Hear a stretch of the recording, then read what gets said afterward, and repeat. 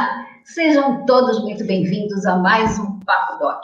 Esse momento em que a gente conversa com especialistas, traz um convidado médico, para a gente falar dessas coisas que fazem parte do dia a dia do consultório, que de uma forma ou de outra intrigam todos os médicos, sabe? Aquelas dúvidas que todo mundo tem e que de repente o médico acha que só ele passa pelo problema. Esse é o nosso assunto no Papo Doc. Hoje eu tenho uma alegria enorme de ter comigo duas convidadas super especiais. Nosso Clube da Luluzinha hoje é formado pela Márcia Campiolo, psicóloga, especialista em gestão de pessoas, uma profissional com uma experiência enorme em toda essa parte de gestão de clínicas e consultórios. Cada vez que eu falo com a Márcia, eu tenho muita coisa para aprender, um monte de dúvidas para tirar. E aí é um prazer enorme, Márcia, ter você aqui conosco nesse Papo Doc. Muito obrigada. Imagina, a gente aqui te agradece muito. E temos a doutora Andréa Paiva. Doutora Andréa está aqui representando os médicos nessa nossa conversa. Doutora Andréa vai trazer para a gente aquelas dúvidas que são suas, que são do vizinho, que são de todo mundo, e que de verdade podem fazer a diferença. Bom, nosso assunto hoje é atendimento. Eu fiz um silêncio de propósito, porque eu acho que quando a gente fala de atendimento e consultório, a gente está falando de uma coisa muito séria e muitas vezes não valorizada. Tem muito médico por aí que acha que o atendimento, que o que é importante no seu trabalho é de verdade quando o paciente já está do lado de dentro do consultório, sentado na cadeira de frente para ele. E a gente sabe que isso não é verdade. Cada vez mais se fala em jornada do paciente, se fala na experiência do paciente, em tudo aquilo que faz com que ele perceba o trabalho do médico como um trabalho diferenciado. Qualidade. Percepção de qualidade. Tudo isso é extremamente importante e uma parte enorme disso está na mão das fiéis escudeiras, fiéis secretárias dos médicos, que fazem esse primeiro contato, que recebem esse paciente e que são responsáveis mesmo por uma boa parte da diferença que pacientes e acompanhantes percebem nesse atendimento. Bom, para começar essa nossa conversa, Márcia, eu começo com uma provocação. Qualidade se ensina? Bem, em primeiro lugar, eu quero agradecer a DOC pelo convite, honroso convite, né, para abordar um assunto tão importante, do qual eu tenho uma paixão imensa. Qualidade se aprende, sim. Mas quando nós falamos em aprendizagem, nós temos que entender o processo de aprendizagem como um processo continuado.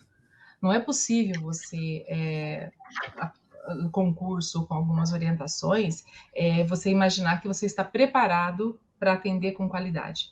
O atendimento com qualidade, ele deve fazer parte de um processo continuado de cursos, informações, orientações, enfim, o tempo todo nós estamos aprendendo, o tempo todo nós estamos nos surpreendendo com os pacientes, com seus acompanhantes, com fatos que vão acontecendo.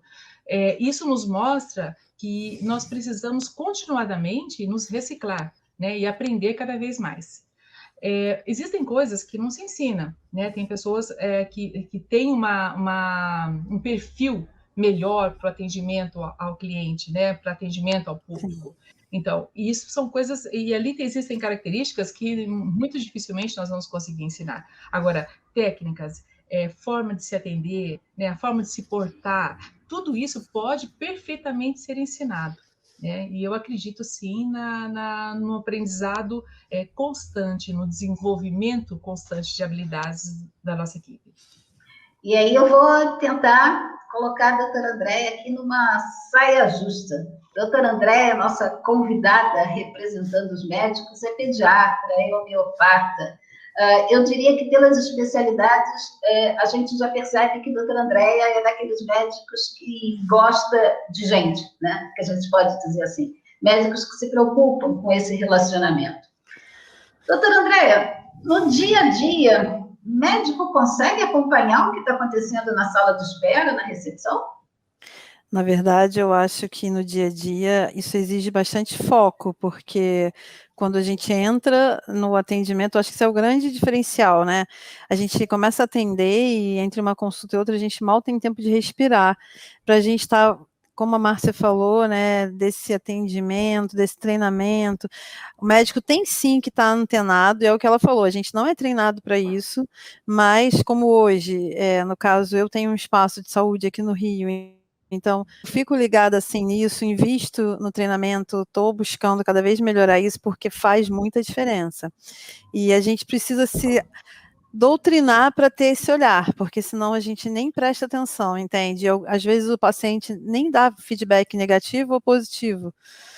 Às vezes, sim, quando você vai ver, às vezes você perdeu um paciente por conta de um mau atendimento da sua secretária, né? Como você falou, elas são nossas fiéis escudeiras, então elas têm que vestir a camisa e ter toda uma forma de interagir do lado de fora antes do paciente entrar para você. Eu acho isso muito importante. Pois é, e aí, Márcia, eu fico pensando, dentro dessa questão de se criar uma rotina, de se criar uma disciplina, como a doutora Andréia colocou, né, de ter que manter o foco, né, na qualidade percebida. Você que já fez palestra pelo Brasil e fora, né, também, diz uma coisa, qual é a principal dificuldade nessas conversas que você tem com outros médicos, dentro disso que a doutora Andréia apresentou? Qual é a principal dificuldade que o médico tem para estabelecer esse cuidado, esse foco na qualidade percebida pelo paciente? Bom, eu acho que, em primeiro lugar, Alice, nós precisamos entender que não é apenas o paciente, nossa definição de cliente dentro de um serviço médico, ela precisa ser um pouco mais ampla. Né? Então, muitas vezes o problema é com o acompanhante, né? Então, o acompanhante teve uma percepção ruim, e isso, principalmente a doutora André, que lida com crianças, né? As mães, Sim. os avós, né? Mas, de uma forma geral, os acompanhantes são nossos clientes também. Né? Assim como os representantes da indústria farmacêutica, assim como a comunidade de uma forma geral, enfim, o perfil cliente, a definição de cliente, ela é muito ampla, né? E a nossa imagem de qualidade, ela precisa permear essas diversas camadas aí de clientes, né? Então, no caso, para o médico que tem uma formação médica, ele foi preparado para atender as patologias, né, atender os problemas que os pacientes trazem até os consultórios, muitas vezes ele não tem a informação, o preparo necessário para compreender a importância que tem, a importância assim, que é crucial para o sucesso dele, né, a importância de se investir em qualidade de atendimento, né, o quanto esse investimento pode trazer de volta. Né? O que acontece é que muitas vezes essa área é negligenciada nos consultórios. Quantas vezes nós estamos em consultórios médicos como clientes, e nós que trabalhamos na área, inclusive, né, a doutora Andréia, que é médica, também vai num outro consultório e observa certas coisas, né, Alice, como que a gente diz assim, meu Deus, não, isso não vai funcionar, é muito ruim. Né? Eu estive semana passada em dois profissionais, duas especialidades médicas, né, fazendo exames de rotina, e nos dois casos, né, eu vou com um olhar assim, mesmo não querendo isso, você acaba avaliando, né, aquele olhar crítico. A sensação que eu tive é de que aquele grupo aquela clínica estava decadente, sabe? Mal cuidada, o atendimento não estava bom, diminuiu o funcionário demais, sabe, para manter a eficiência. Enfim, eu observei diversas coisas que comprometiam gravemente a qualidade daquele atendimento. Então, o que isso significa? Que os gestores que estão por trás disso, que os médicos que estão por trás disso, não perceberam que nós precisamos manter o padrão de qualidade. Nós estamos vindo de um período de pandemia que está se recuperando, né, e tudo mais, e muitos fizeram modificações, né, para se adaptarem a esse novo período, mas é muito importante que essa adaptação não prejudique a qualidade. Né? Nós precisamos saber até que ponto as medidas tomadas pelos profissionais médicos podem chegar, entendeu? Para que ela não comprometa. Existe uma linha que não pode ser ultrapassada. Nesses dois casos, eu achei que a linha foi ultrapassada, sabe? Então, são especialidades diferentes e eu achei que não é por aí, né? Então, eu acho que a dificuldade, muitas vezes, do médico é conseguir dimensionar a real importância que a qualidade tem para o sucesso profissional dele. E eu acho que o que você colocou, Márcia, essa questão da decadência, né? De repente você olha para um ambiente médico e acho que muitas vezes o médico não se dá conta disso, né? Que você, com certeza, como paciente, se é que às vezes a gente não consegue separar os olhares, né? O olhar profissional não consegue. Do olhar do paciente. Mas, assim, em algum momento você pode ter se questionado até que ponto esse médico era um bom médico do momento em que ele não se preocupava com detalhes que para você chamavam a atenção. Né? E aí, doutora Andréia, fica aquela pergunta: qual é o momento que o médico para e pensa, eu preciso passar a me preocupar com detalhes que vão além da minha formação técnica, além da minha ciência? Esse estalo acontece de repente, ou será que hoje a garotada que está saindo das escolas de medicina está vindo com isso um pouco mais preparado do que médicos que se formaram há 20, 25 anos? Olha, eu acho que esse estalo é muito individual. Acredito que hoje em dia, enfim, principalmente com redes sociais, tudo isso, né, o olhar do profissional, quem quer investir no seu consultório, ele tem que mudar. Desde o início, acho que a garotada já está vindo com outra cabeça também, o pessoal vem com essa coisa do marketing muito mais forte do que nós vínhamos antigamente, né, falando. Apesar de que eu acho que, por exemplo, no meu caso, eu passo a maior parte do tempo no trabalho. Meu consultório tem que ser um lugar muito especial e tem que ser um lugar gostoso de ficar, entende? Onde as pessoas... E é um pouco isso aqui, assim, as pessoas vêm aqui, se sentem meio que em casa, gostam muito, porque hoje eu atendo também famílias, então, como homeopata, então acho que a coisa flui, entende? E a gente precisa ter isso, não tem como não ter esse olhar, senão seu negócio não vai para frente. Não adianta você ser o top e ter uma secretária mal-humorada, que não sabe atender o telefone, pessoas que transitam pela sua recepção de forma inadequada, você não, né, não tem um conforto para o seu cliente. Eu acho que o paciente hoje em dia troca, isso isso não fideliza, né?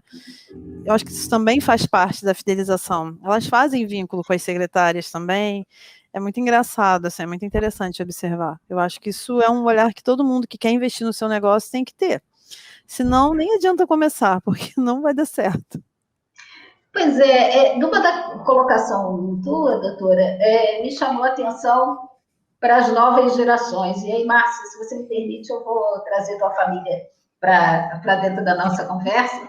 Você é casada com médico, tem 2 filhos médicos. Sobrinho médico. Sobrinho médico, enfim. Você é a cabeça da gestão dentro de um conceito de médicos. E aí, a doutora André falou sobre o telefone. Como é que hoje a gente consegue avaliar, com essa questão toda de pandemia, o WhatsApp invadindo todos os espaços? Eu tenho um filho de 30 anos e esse povo não usa telefone, né? Eles usam um aplicativo de mensagem, assim, o aparelho até é usado, mas telefonar, para eles Ninguém é uma coisa... atende. É uma coisa... Não, fora isso, né? Você fala com o filho quando eles querem, e fora essa questão, assim, eles não usam o telefone para telefonar. Como é que você está vendo, Márcia? Como é que você está preparando a tua equipe para essa questão da nova tecnologia? Está fazendo diferença no atendimento desses pacientes? Alice, você veja, eu tenho uma família de médicos, não só esses, né? Porque dos 9 netos do lado do meu marido, 7 são médicos. Do meu lado, meu único sobrinho é médico também. Então, oftalmologistas, sabe, meu marido, meus 2 filhos, meu sobrinho, mas o restante são todos médicos também. Então, eu convivo com esse meio intensamente, né? O que eu acho é que as novas gerações, elas têm uma percepção mais aguçada para isso, sabe? Eles têm um olhar mais atento para tudo isso. Porque, na realidade, o médico, ele entra numa zona de conforto muito perigosa, porque parte dos pacientes dão feedback sobre atendimento para o médico. Uma boa parte não dá esse feedback. Então, muitas vezes, o médico acaba ficando numa bolha ali, achando que está tudo bem. Uhum. Né? Então, o que acontece? Para você entender o que está acontecendo com a sua clínica, não é fácil para o médico, porque ele tem que atender os pacientes, ele precisa trabalhar, né? E como é que ele sabe o que está acontecendo? Porque o que chega até ele através dos pacientes é uma parcela, uma pequena muito parcela pouco. delas. É muito pouco, né, doutora? Então, quer dizer, uma boa parte não chega até vocês. Então, muitas vezes, a definição que o médico tem, ou aquilo que ele busca como sucesso, ele dá uma explicação para aquilo, quanto na realidade, talvez a definição de sucesso dele esteja aquém do que ele poderia alcançar. Porque ele não entendeu que podem ser feitas modificações importantes que elevariam esse padrão. Então, ele diz assim, olha, eu gostaria de ter mais pacientes particulares, eu gostaria de, sei lá, isso, ou investir mais em tecnologia, ou isso, aquilo, ou ter um espaço melhor e tudo mais. Então, para tudo isso, ele precisa alcançar degraus mais elevados de sucesso para que ele tenha o dinheiro para esse investimento todo, né? Uhum. Então, a definição de sucesso é uma coisa que precisa de uma percepção muito forte, né? Muito atenta. E eu acho que o jovem, ele tem uma percepção um pouco melhor disso. Né? Ele quer saber, ele se importa, ele, por exemplo, nos casos de ouvidoria mesmo na clínica, né? Esses dias eu disse para o médico, eu falei, olha, você sabe quem é o campeão de ouvidoria na clínica, né? Não, é fulano, não é você. Então, assim, eu? Como assim? Então, quer dizer, a percepção é diferente, porque imaginou que não, imagina, não tem ninguém reclamando absolutamente, está reclamando do seu atraso, disso, daquilo. Então, assim, por isso que eu digo, agora, o jovem, quando acontece alguma ouvidoria de paciente que reclama e a gente, né, vai tentar solucionar o problema e tudo mais, eles se importam mais, eu percebo. Eles se importam mais, eles querem resolver aquele problema, que aquilo não ocorra mais. Então, a percepção do jovem, essa mescla de diversas idades no serviço, maravilhosa, né? Porque isso permite que a gente tenha visões diferentes, né? Atenção diferente sobre os problemas que acontecem, né? E isso nos permite ações diferentes também. Eles aceitam mais, sabe? Eu acho que essa nova geração está vindo muito mais atenta. Haja visto, né, Alice, o próprio projeto que a gente tinha com o CBO, meu primeiro consultório, que surgiu em função de quê? Da procura de jovens médicos, de residentes, por informações na área de gestão. Então, Sim. Eles buscam mais essas informações, né? Muito mais, se você olhar o rol ali de pessoas que buscaram essas informações, é predominantemente jovem, né? E eu acho que isso já dá um panorama bastante claro, né, do que acontece no mercado. Doutora Andréia, você falou da questão do início sobre o feedback, né? Sobre essa questão de ter um feedback do paciente com relação ao atendimento e tal. Você hoje acredita que esteja oferecendo para suas assistentes, suas secretárias, oportunidade para que elas possam contribuir nesse aperfeiçoamento de atendimento? Você acha que no dia a dia, na rotina tão pesada, está tendo tempo para ouvi-las? Mais ou menos, não tanto quanto eu gostaria. Eu acho que eu poderia mais. E acho que isso é um ponto importante. E até em feedback do próprio paciente, como a Márcia falou, né? É difícil mesmo. O paciente, ele só quando está tudo muito ruim, que às vezes ele comenta com você, né? E isso às vezes não chega tão simples assim. E as secretárias, de uma forma geral, eu acho que elas percebem, mas também não percebem muito, às vezes, os seus acertos e os seus erros, também, de certa forma.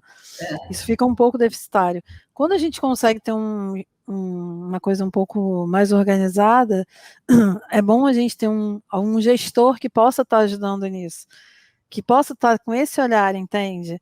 É porque aqui, é como a Márcia tem família, eu não tenho família de médicos, mas o meu espaço é de saúde integrada, meu marido é acupunturista, então tem uma equipe, minha filha é fisioterapeuta, então a gente tem várias coisas aqui e eles também ajudam nesse olhar, e principalmente o Marcos a olhar um pouco o que está acontecendo lá fora e me dar um retorno, sabe, do que está fluindo e do que não está fluindo, porque isso é muito importante. E no dia a dia, realmente, a gente não tem tempo. É muito difícil, assim, parar para só focar nisso. Não tenho como saber. Eu me perco nos atendimentos e quando eu vejo, já não dá mais tempo para nada, já acabou o dia. Eu estou adorando a franqueza absoluta da doutora Andréa, dizendo aquilo que a gente, acompanhando médicos, né, Márcia? A gente percebe, mas que dificilmente o médico fala. O que você diria, Márcia, uma dica, uma ajuda para a doutora Andréa? Qual seria, assim, a dica de ouro? Como conseguir tempo para fazer esse acompanhamento? E como é que você vê a necessidade desse acompanhamento? Olha, são várias coisas que podem ser feitas, doutora. Independente do tamanho da estrutura, eu acho que, por exemplo, ter um tempo, pelo menos uma vez por mês, para conversar com a equipe, né? Tira lá um tempo, uma hora, para que elas deem feedback, digam o que está acontecendo. Pedir para a equipe fazer algum registro desses feedbacks, para que na hora da reunião eles estejam ali devidamente registrados e que possam ser abordados, porque não acaba esquecendo, né, do que aconteceu. Então, assim, vocês podem tirar um tempo para analisar isso. Muitas vezes, se for possível, né, ter algum mecanismo em que o paciente possa dar algum feedback, né, sei lá, através de WhatsApp, ou até caixa de sugestões, o que for, né, desde que esses pacientes possam receber a devida resposta, né? Isso não pode ser feito se ele se perder, né? Se cair num buraco negro e lá ficar e ninguém responder ao paciente a reclamação e tudo mais. Mas se for possível que alguém dê, porque não são tantas reclamações assim também, né? Então, assim, que o paciente possa colocar ao parecer dele o que ele pensa sobre o atendimento recebido, porque isso muitas vezes nos choca, sabe? Você diz assim, nossa, mas eu imaginei que... Não, eu não pensei que isso tivesse acontecido. O quê? Sabe? Estou reclamando disso. Não, mas olha, eu acabei de colocar lá uma máquina de café bacana, eles estão reclamando, sei lá, de alguma outra coisa. Enfim, eu acho que isso nos dá informações e feedbacks riquíssimos, né? Eu acho que o médico tirar esse tempinho para poder entender o que está acontecendo e tomar medidas, né? Eu acho que isso já ajuda bastante, porque isso faz com que você conheça melhor o seu negócio, né? Não é aquela coisa de que do feedback imediato da secretária que vai lá e fala, doutora, tinha um paciente reclamando lá do horário, ou sei lá, né? Reclamou que o banheiro não estava limpo, ou seja o que for. Não é essa coisa imediata, é sentar 1 hora, 2 horas para conversar sobre o que está acontecendo na clínica e quais as medidas que podem ser tomadas para minimizar essas questões. Eu acho que isso é uma diquinha, sabe? É óbvio que não é a única, né, não é a única coisa que pode ser feita, mas é algo concreto que dá para se implantar, né? Eu acho que o que você está chamando de diquinha, na verdade, é uma dica de ouro mesmo, sabe? Aquela ideia de repente, pensar em que a última sexta-feira do mês o atendimento termina 1 hora mais cedo, e aí rola um happy hour, que vai ser aquele momento de descontração. Dividir com vocês uma coisa, eu estava há algum tempo assistindo um programa de noiva, um desses canais femininos de TV fechado, e aí aquilo me chamou muito a atenção, que era o seguinte, na loja, antes de começar o expediente, sentavam-se o pessoal de atendimento com os gerentes e faziam uma espécie de análise. Hoje vamos receber grupos assim, assim, pessoas que vêm de não sei onde, sabe, aquela coisa meio que o briefing, afinal de contas, quem é esse cliente que a gente vai receber? Eu fiquei pensando muito vendo aquilo, né? De que maneira aquilo é importante. E aí, doutora Andréa, uma pergunta, aproveitando da sua imensa sinceridade. Você tem certeza absoluta que o seu pessoal de atendimento conhece os diferenciais do seu serviço? Hoje, aqui sim, mas isso foi trabalhado, porque é uma coisa muito específica, até a própria homeopatia que eu faço, e ela precisa entender do meu negócio, até para poder explicar, responder dúvidas né, que acontecem lá na frente, pelo telefone, pelo WhatsApp, muita coisa, e a gente deu um ajuste para que ela possa, que ela responder o máximo possível. O que ela tem, às vezes, ainda de alguma dúvida, ela me pergunta, mas hoje ela conhece sim, mas isso é um trabalho para ser feito. A gente tem que perder um tempo, treinar, sentar, explicar, orientar tudo, né? Senão, não vai. Eu perguntei isso, e aí, Márcia, você vai entender bem do porquê dessa minha situação. Assim, o médico muitas vezes quer, e é lógico, precisa ser visto como diferente dos outros. Se você está em um prédio comercial, onde tem... Eu conheço um prédio no centro aqui do Rio, onde no mesmo andar tem 8 consultórios de oftalmologistas. 8 no mesmo andar, só. Tá? Nem sei os outros. E aí você pensa o seguinte, o que faz de um consultório desse ser diferente do outro? O que faz que o paciente que entrou na sala errada consiga perceber que ele não está no lugar que ele devia estar, sabe? E aí, de que maneira que um médico pode imbuir mesmo? A gente chegou a falar em vestir a camisa, a doutora André falou em vestir a camisa, né, e tal. O que o médico tem que fazer para que a sua equipe consiga perceber esses diferenciais? E, mais do que vestir a camisa, eu diria que entenda o seu papel nesse atendimento. Vamos lá, a gente quer sugar. Olha só. Então, você está dizendo do processo de escolha do profissional. Como é que um cliente escolhe? Eu escolho a doutora Andréia, eu escolho o doutor João, o doutor José. O paciente elege um médico para atendê-lo numa determinada especialidade. O processo de eleger um profissional para nos atender é um processo complexo. Seja ele de um paciente que já esteve em atendimento com determinado médico. Eu digo assim, que existe um paradigma bastante tradicional nos serviços médicos, que é assim, o paciente, ele escolhe o médico, né, por indicação, seja como for, né, ouviu na internet, o que quer que seja, houve alguma razão para ele eleger aquele médico, ele vai, recebe o serviço, e ele recebe o serviço e cai novamente no mercado. E no mercado, ele sofre as forças de mercado. São pessoas dando outras dicas, foram num outro médico daquela especialidade. Eu gostei mais. Nossa, eu adorei meu médico, excelente, olha lá, é assim, assado. Ou seja o que for, ou ele ligou, não tinha horário, ou falou, não, liga no meu que vai ter aqui, eu tenho um telefone. Enfim, as forças de mercado passam a atuar sobre aquele determinado profissional. Ele leu uma matéria que aquele médico fez num veículo de comunicação, seja o que for. As forças de mercado atuam sobre ele e ele vai dizer se ele quer ou não votar nesse profissional. Então, eu tenho o novo cliente, eu tenho o cliente que já esteve. Em ambos os casos, as forças de mercado atuam sobre ele. Então, o processo de eleger alguém é um processo complexo e importantíssimo.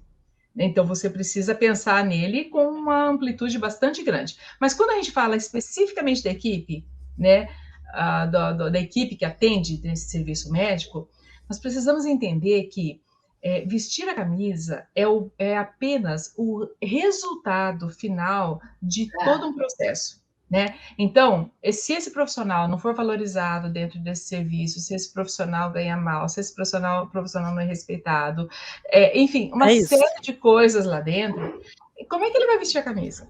Então, vestir a camisa, a gente não ensina ninguém a vestir a camisa. A pessoa, voluntariamente, espontaneamente, ela defende aquele espaço, ela gosta daquele espaço, ela, sabe? Então, ela está feliz ali trabalhando. Exatamente, está feliz e tem orgulho de trabalhar ali. E isso é o resultado de um processo. Então, nós precisamos entender o cuidado. Eu tenho apenas uma funcionária, eu tenho 20, 30, 50, 100, 200, 500, não importa quantos, né? Eu preciso de um programa com políticas de recursos humanos que possam nos levar a alcançar esses objetivos.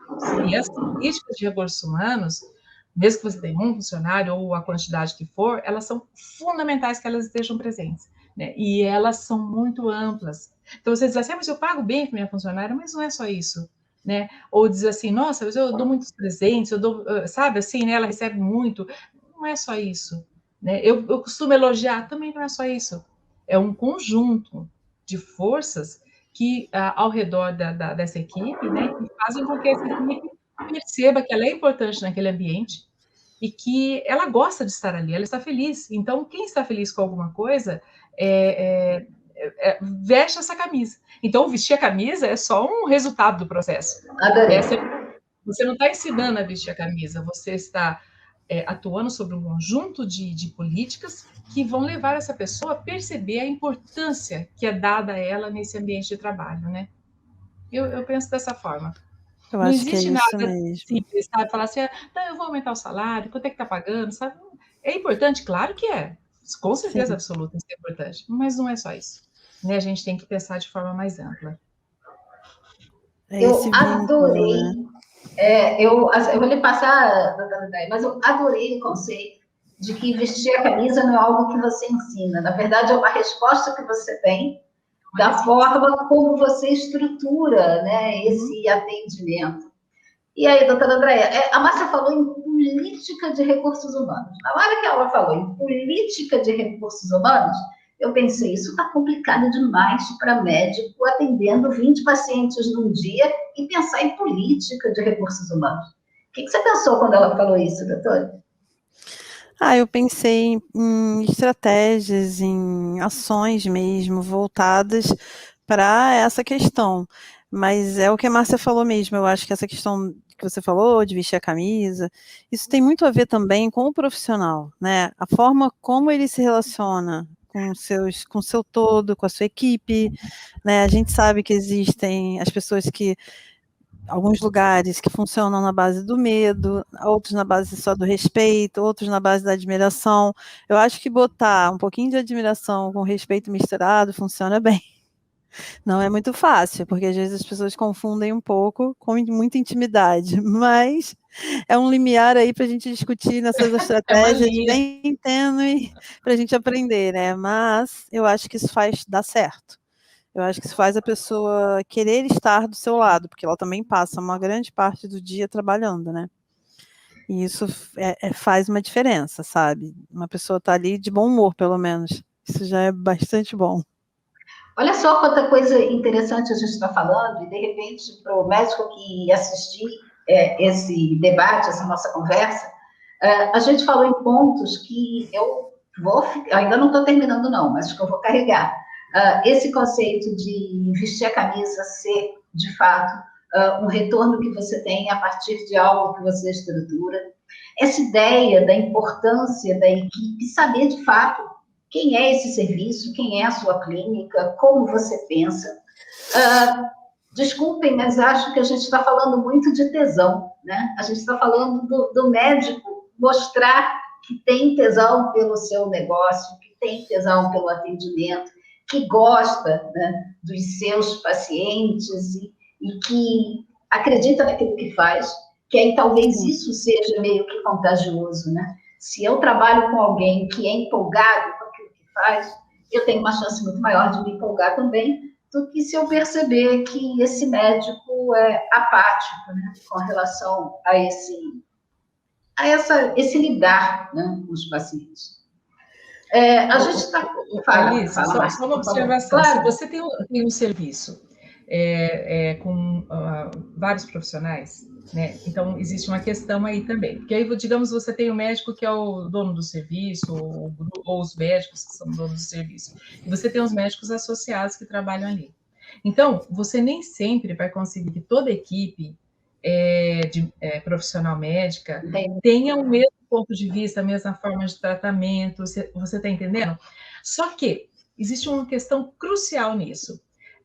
Quando eu falo em políticas de recursos humanos, eu falo em preparo dessa equipe também para entender os diferentes perfis, entendeu? E trabalhar com os diferentes perfis de médicos, diferentes perfis de pacientes, né? Uhum. Você não pode estar preparado apenas para lidar com um médico bonzinho ou com um paciente bonzinho. Você tem que estar preparado para lidar com um paciente mais grosseiro, nervoso, sim, ou com um médico um pouco, né, que poderia ser um pouco mais delicado, né? Enfim, você aprende a ser profissional, porque nesse ambiente de trabalho eu sou valorizada e eu estou preparada para trabalhar com os diferentes perfis de profissionais médicos e de pacientes. Sim. Então, essa visão é muito importante, porque muitas vezes o dono do serviço faz esse tipo de tratamento, como a doutora Andréia disse, né, de valorizar e tudo mais, mas às vezes os outros da equipe não têm a mesma postura de demonstrar isso. Aí entra a questão do preparo dessa equipe, né, de estar preparada para isso, né, de não se deixar desmotivar apenas porque um ou outro profissional ali não trata ela da mesma forma como a doutora ou o doutor fulano de tal. Isso é um pensamento amadorístico, né? Você precisa ter um pensamento mais profissionalizado, né? E para isso precisa de preparo. Para isso, o serviço médico tem que mostrar que ela é importante, que ela é valorizada, né?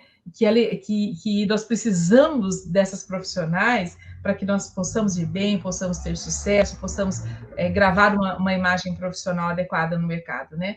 Então, eu acho que esse é um ponto importante, porque muitas clínicas são de vários profissionais, como a da doutora Andréia mesmo, né? Tem fisioterapia, tem acupuntura, né? A médica pediatra, né? Homeopata. Então, quer dizer, você tem ali uma multidisciplinaridade e muitas vezes nem todos têm o mesmo pensamento, né? Nem todos vão dar essa equipe o mesmo tratamento. Mas se a equipe estiver preparada e você tiver políticas de recursos humanos adequadas, você com certeza supera essas questões. A gente está quase chegando no finalzinho dessa nossa conversa. Eu acho que a gente podia ficar aqui por muito, muito, muito mais tempo. E aí, antes de passar para a questão final mesmo, doutora Andréia, eu queria que você representasse com todos os seus colegas médicos, sua turma de faculdade, de residência, o que for, o que você vê mais as pessoas falando sobre essa questão do atendimento? Qual é a fala mais comum dos médicos sobre o tema? Vamos aproveitar a Márcia aqui para ela esclarecer isso. Eu acho que a grande questão é isso, é a motivação da equipe, é uma gestão que seja parceira mesmo, né? Você conseguir achar esse lugar. Eu acho que é a questão de todo mundo, assim, de você encontrar bons profissionais também, porque tem muita gente ruim no mercado, né? Isso não é uma coisa muito simples. A gente sabe que a gente precisa de ética, a gente precisa de uma pessoa de confiança, porque ela está ali lidando com tudo seu. Isso não, eu acho que achar esse profissional talvez hoje seja o mais difícil. E depois, né? Não sei, eu acho que é como encontrar e como treinar esse profissional, acho que talvez seja a fala de todos, assim, o desejo, né, de como deixar adequado para o meu produto, para o que eu quero fazer, para o meu ideal de atendimento, né, porque cada um tem um também, tem gente que não liga muito, né, não está muito focado nisso, mas, enfim. E aí, Márcia, como encontrar esse profissional? Eu acho que o grande segredo está no recrutamento e na seleção desse profissional, porque é a porta de entrada. Você faz uma escolha que não é a melhor, né? Porque a gente diz assim, as pessoas elas têm diversas habilidades, né? Diversas formas de desenvolvimento maior ou não, determinadas formas de inteligência, olha, melhor em raciocínio, ou nisso ou naquilo. Você precisa encontrar alguém que tem as características que vão vai ter um desempenho melhor naquela função que você está buscando, né? Naquele cargo que você está buscando. E esse é um processo complexo, porque, veja bem, você pega um pequeno serviço, ela tem que usar ferramentas simples para não complicar o processo de seleção, né? Uma das ferramentas mais utilizadas é a entrevista. E a entrevista, ela é uma ferramenta riquíssima, desde que bem utilizada. E muitas vezes existe o despreparo do entrevistador e um alto preparo do entrevistado. Porque hoje as pessoas leem muito sobre o assunto, né? Como se portar, como se vestir, o que falar, e depois você se assusta com o desempenho, porque não é nada daquilo. O que aconteceu? O entrevistado estava melhor preparado que o entrevistador. Né? Ela estava pronta para mostrar para ele, para aquele entrevistador, aquilo que ele queria ver. E o entrevistador não soube buscar aquilo que ele precisava ver. Então, eu acho assim que tem que tomar muito cuidado com entrevistas, porque por ser uma ferramenta amplamente utilizada, talvez a mais utilizada nos processos de admissão de novos funcionários, ela é uma ferramenta que pode ser muito falha se o entrevistado ele não estiver devidamente preparado para isso. Saber o que vai perguntar, de que jeito, o que ele vai observar, né? Enfim, não é um bicho de sete cabeças, mas exige técnica, exige preparo, que vai desde o local que você faz a entrevista, o tempo que você deixou para isso, até como você conduz todo o processo, né? O tipo de pergunta que você faz, né? Então, é um erro clássico, né? Você fazer perguntas que possam ensejar respostas sim ou não. Então, quer dizer, você tem que ter perguntas que façam a pessoa falar. Porque a pessoa falando, ela vai acabar se mostrando, não tem como, sabe? É no processo de se explicar, de dizer qual é o seu ponto de vista, sabe? Isso faz com que a pessoa vá se mostrando cada vez mais.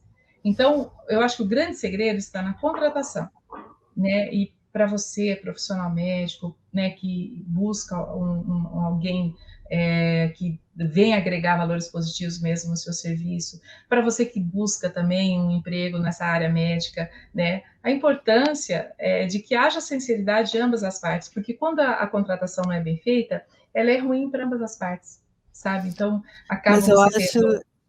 que esse é a grande questão da classe médica, como buscar direcionar, pelo menos para mim, uma entrevista que se adeque ao que eu quero, ao que eu estou esperando daquele profissional. Porque eu É não sou complicado. treinada para entrevistar, É complicado. Parece né? simples, né? Vou fazer uma Não, entrevista. Mas não não é é. assim. Você precisa de preparo, você precisa saber o que você vai perguntar e o que você está buscando, o que você quer saber daquela pessoa, né? Então, eu aconselho aos médicos, né, que se preparem melhor, né, para que busquem um profissional que realmente seja aquilo que você precisa no serviço, porque isso vai trazer uma felicidade maior, uma satisfação maior, tanto para o seu colaborador, como para o profissional que é o dono do serviço, né? Em ambos os casos, vai ser melhor. Eu queria colocar duas coisas dentro disso que vocês estão colocando, que eu fiquei lembrando, uma vez conversando com um médico amigo também, ele disse, não, agora tudo no consultório vai ficar melhor. Eu acabei de contratar uma menina que é muito boa de computador. Então, assim, até que ponto os médicos estão buscando as características erradas nessa contratação, né?